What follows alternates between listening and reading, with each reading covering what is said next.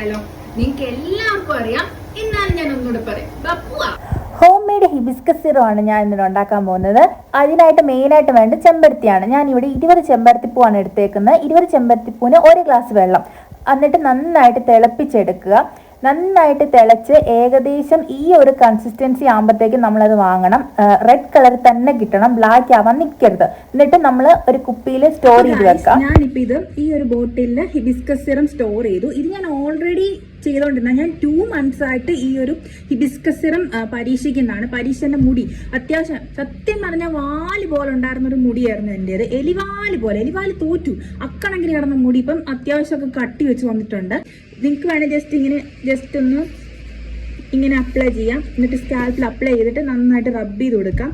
അല്ലെങ്കിൽ ഇങ്ങനെ ബീക്കർ ഉണ്ടെങ്കിൽ ജസ്റ്റ് ഒന്ന് 2 drops അല്ലെങ്കിൽ 4 drops ജസ്റ്റ് ഒന്ന് സ്കാൽപ്പിലോ അല്ലെങ്കിൽ നമ്മുടെ മുടിയിലോ ജസ്റ്റ് ഒന്ന് അപ്ലൈ ചെയ്ത് കൊടുത്തു കഴിഞ്ഞാൽ ത്രൂ ഔട്ട് ആ ഡേ ഈ മുടി നല്ലതായിട്ട് ഇരിക്കാൻ സഹായിക്കും. എൻ്റെ നിങ്ങൾക്ക് റിസൾട്ട് തന്നെ കാണാം. ഇതുണ്ട്, എന്നെ നല്ലപോലെ നെറ്റ് കയറിയതായിരുന്നു. ഇപ്പോൾ ദാ നിറയെ ബേബി ഹെയർസ് വളർന്നു തുടങ്ങിയിട്ടുണ്ട്. ഇത് തന്നെ ഞാനിപ്പോൾ 2 months ആയിട്ട് ഉപയോഗിക്കുന്നതാണ്. എന്തുണ്ടോ നിറച്ച് ബേബി ഹെയർസ്. കഴിഞ്ഞ ദിവസം ഞാൻ എൻ്റെ ശ്രദ്ധയിൽപ്പെട്ടു. അപ്പം ഞാൻ വിചാരിച്ചു നിങ്ങൾക്കും കൂടെ ഈ ടിപ്പ് പറഞ്ഞു തരാം. അപ്പം ഇപ്പോൾ വെക്കേഷൻ അല്ലേ, നിങ്ങൾക്ക് ടൈം കിട്ടുന്ന അനുസരിച്ച് ജസ്റ്റ് ഒന്ന് വൈകുന്നേരം ഇഷ്ടപ്പെടുവാണെങ്കിൽ ജസ്റ്റ് ഒന്ന് ട്രൈ ചെയ്ത് നോക്ക്. അപ്പം ഇത്രേ ഉള്ളൂ. ടാറ്റാ.